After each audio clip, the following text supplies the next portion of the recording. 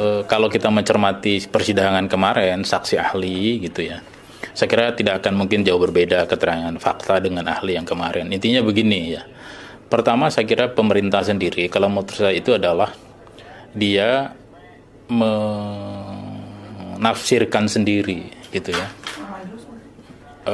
tentang masalah bagaimana melegalisasi tentang Perpu Cipta Kerja ini menjadi undang-undang gitu ya, dan diperkuat dengan dalil-dalil para ahli yang menurut saya adalah sesuka hatinya menafsirkan konstitusi gitu, padahal sudah sangat jelas ada tafsir tunggal yang saya kira itu adalah harus jadi rujukan dan final.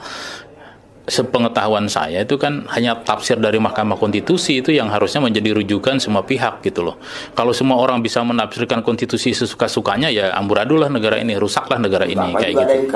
Ya untuk apa juga ada MK kan kayak gitu. Berarti ini kan dia presiden sendiri tidak menghormati MK gitu. DPR tidak menghormati MK.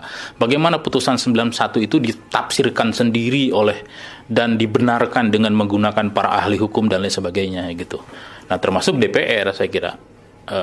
Ketika DPR menyetujui Perpu itu menjadi undang-undang, bahkan bukan di sidang pertama, artinya seluruh anggota DPR yang menyetujui itu kan membangkang terhadap konstitusi. Dia menafsirkan sendiri tentang konstitusi, bahkan menafsirkan diri tentang putusan Mahkamah Konstitusi itu sendiri suka-suka dia demi kepentingan dia gitu loh.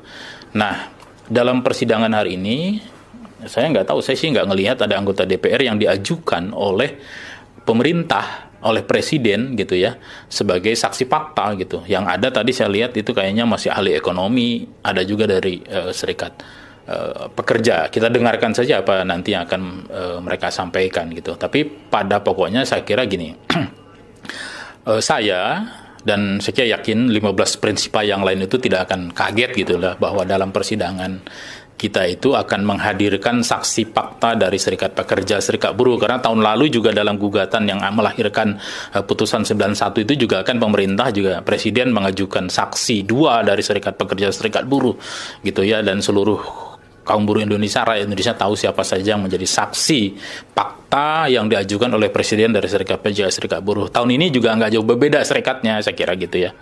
Nah, ini menunjukkan satu, tadi saya setuju dengan Pak Baso, itu adalah bagian upaya untuk membenarkan bahwa pemerintah itu sudah bicara dengan serikat buruh gitu, meskipun pilih-pilih.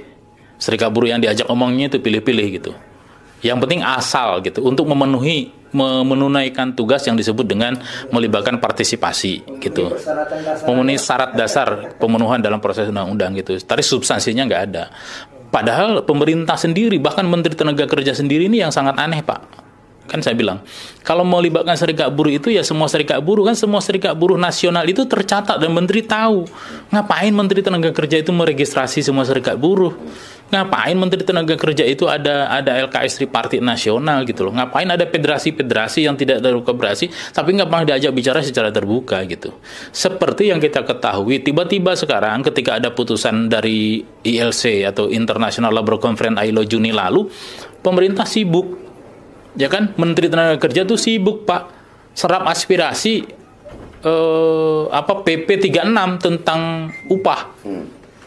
Tapi di dalamnya itu ternyata dia adalah tadi sosialisasi tentang Omnibus Law.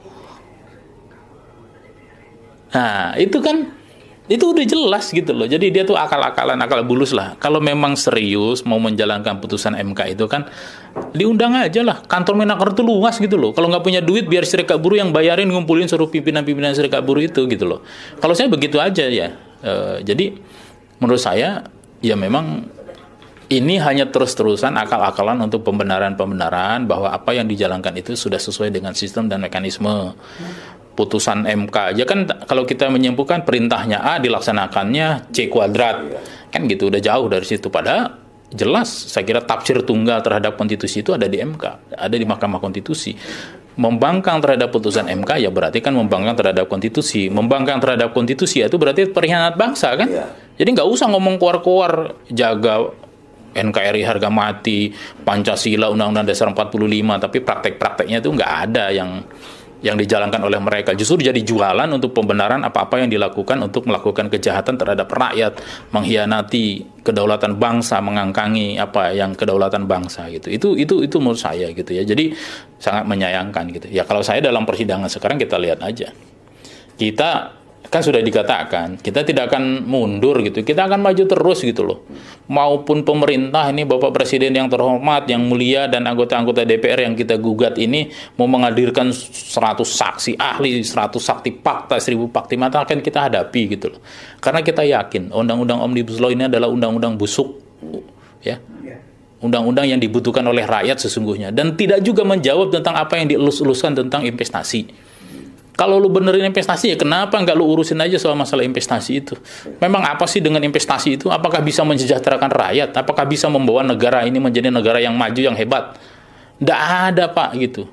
Justru negara ini akan maju, akan hebat itu dengan ketika berani membangun dengan kekuatan kita sendiri. Membangun dengan kekuatan daripada sumber daya, tenaga produktif rakyat itu sendiri, sumber daya alam kita sendiri. Kalau sekarang investasi semuanya sumber daya alam kita dikeruk gitu.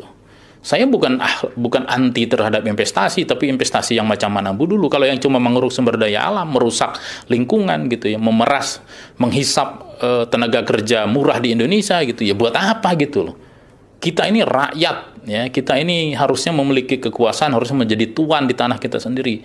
Kita ini rakyat banyak di sumber-sumber daya alam yang kaya raya kita ini, tapi tidak bisa dinikmati. Karena apa? Menurut saya tata kelola bangsa kita ini yang dikelola oleh penguasa-penguasa yang rusak, ya, yang hanya mementingkan kepentingan dirinya dan kelompoknya, tidak berkhidmat kepada konstitusi, tidak berkhidmat pada kepada Pancasila, tidak berkhidmat kepada rakyat, ya. Pancasila dan Undang-Undang Dasar hanya jadikan tameng untuk pembenaran terhadap apa yang mereka lakukan, yang intinya adalah mengkhianati rakyat, mengkhianati bangsa, mengadaikan bangsa ini.